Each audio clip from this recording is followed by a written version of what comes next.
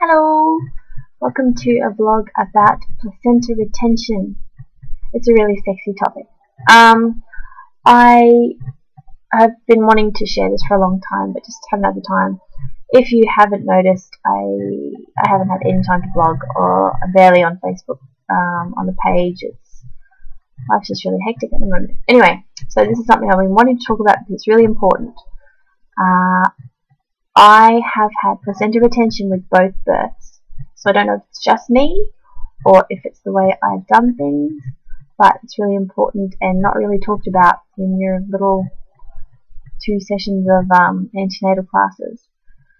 So my first birth, I didn't want an injection. I didn't want a lot of things, but it was a cascade of interventions, and I ended up accidentally, unknowingly consenting to have the injection to birth placenta.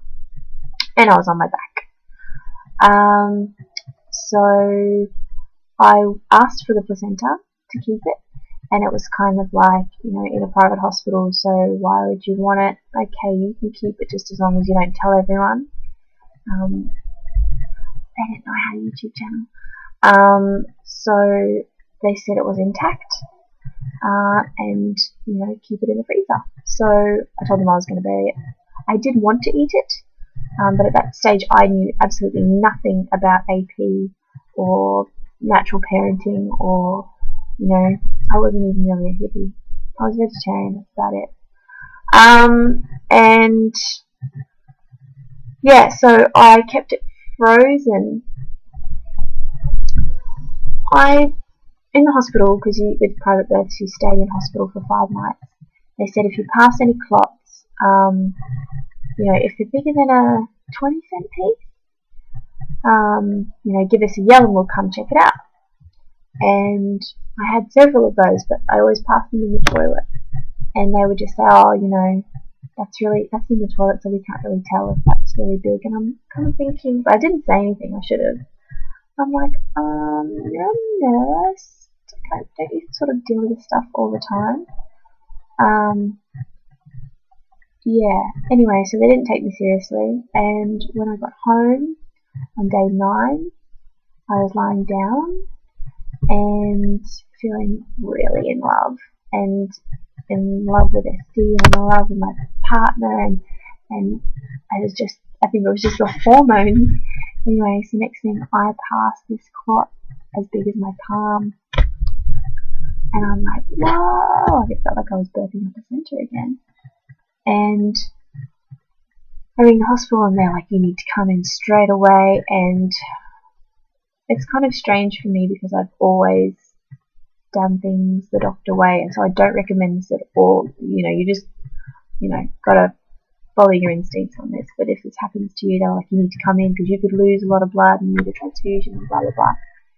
And I just said, look, because the bleeding seemed to have subsided, I said, look, I'll just keep an eye on this and I'll come in if I have to. And they're like, look, you need to come in.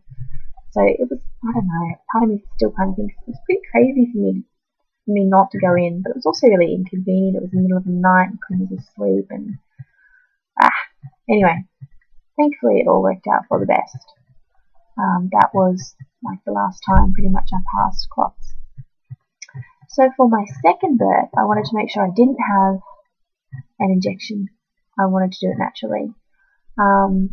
I didn't eat my placenta first time around. I wanted to, but I think it kind of made I got my shirt on inside out. Made SD a little bit uncomfortable, and I didn't, because of the epidural, I was like, yeah, I better not. I didn't know how much would have gone into placenta. I didn't really want to be eating epidural, even though I'd already been through my system. So yeah, cut to the second birth.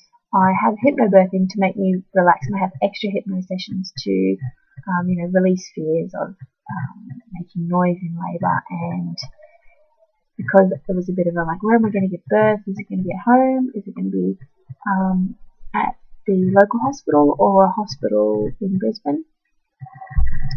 And I was so relaxed that once I gave birth, I didn't really care about anything else, and I just wanted to lie there with both my babies and breastfeed. And And even though birth itself hadn't hurt, it had been laborious. You know, it's not just like a walk in the park. You've really got to work on your breathing, and it's kind of tiring being up on all fours all the time. So yeah, I was tired. So I had this midwife, and she's just threatening to give me the injection unless I give birth the placenta naturally. And she was just like, look, you've got an hour, and then I'm giving you the injection.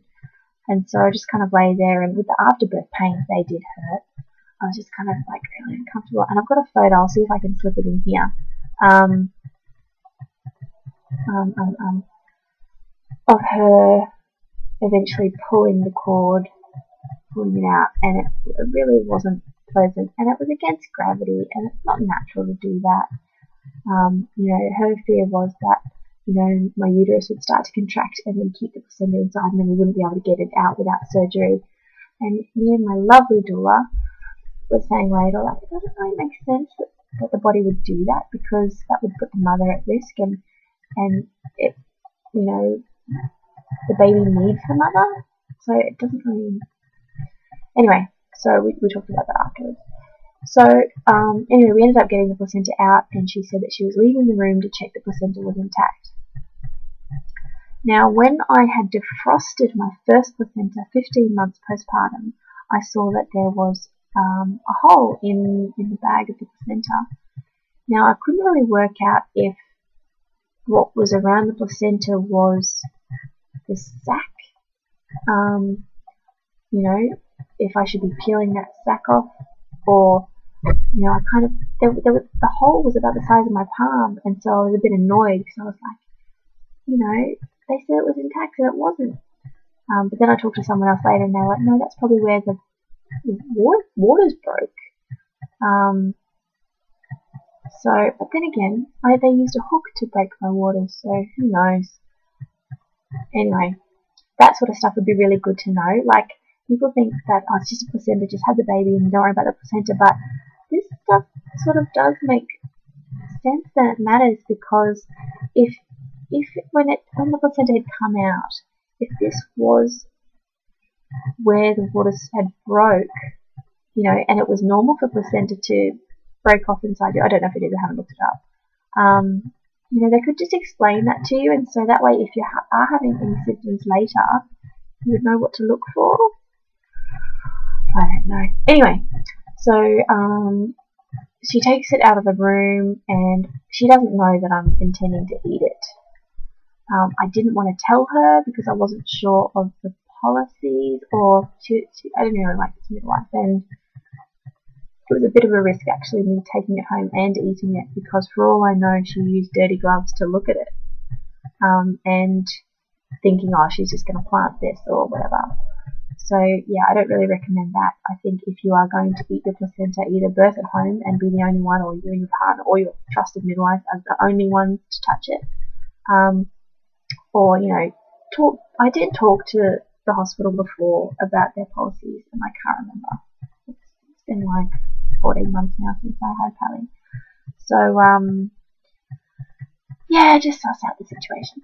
So this time around, I bled a lot after the birth, and I think it was just because I'm a bleeder, and I was wearing cloth pads at the hospital, not disposable. So when the midwives would come and check on my pads, they'd be like, "Wow, there's so much blood! You're leaking on the bed!" Whereas they're just used to disposables, so maybe, you know, cloth pads can't absorb as much as disposables. So, you know, maybe use disposables. I don't know. Just know that there's options, and that this is a possibility for you. So, yeah, they kept me in.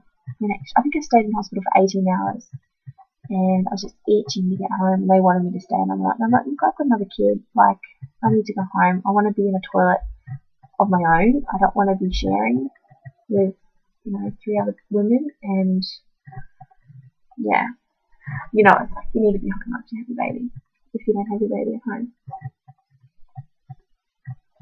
And so they were just like, look, you've lost like litres of blood, and this is really dangerous, blah, blah, blah. Anyway, so I continued to have clots, and I started to think something was wrong, and SD thought that I was just being a hypochondriac. And to be fair, I am a little bit of a worrywart, but I really feel that I'm just a very sensitive person, so I'm pretty in tune with my body. I can feel things, whereas that's just really not normal to SD and his family. Like they're just totally different. So I've always been like considered just like I feel a little bit strange. So I don't know, probably around day 14 or whatever, I started to just say to SD, I think I might need to go back to the hospital to get like cleaned out properly or something. And he was just like, nah, you're overacting. On day 17, I passed a chunk of placenta. It was like a piece of meat, and I didn't keep it for some reason. If you're worried, you should keep these things. They're interested to see your pads. I've had like midwives pick up my pads and like smell them. I was just like, whoa, what's going on here? But they're just trained to know all this sort of stuff. Anyway, so we were out at dinner when I passed the clot, and I rang the midwives and said, look, this is what's happened. I'm on day 17. Last time, day 9, this had all finished. I'm worried that I'm going to get really sick and maybe damage some of my, reproductive organs and not be able to have children in the future or whatever. They're like, look, come in immediately. And Esther was a bit annoyed because we're in the middle of dinner or something, and I'm just like, look, this is inconvenient for me too. I don't want to put 2 kids in the car and take them to the hospital. So, we're snapping all the way to the hospital, and we get there and we got the elevator, and by the time we get to the maternity ward, like, we're standing outside the door, and I think that there's an earthquake because the room is shaking.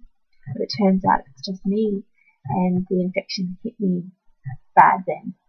So it was pretty good timing. And then SD finally took me seriously and was like, okay, maybe you do know what you're doing. I'm like, dude, I just gave birth to a baby with no drugs, and it didn't hurt. Like, kind of cool and stuff. Don't mess with me.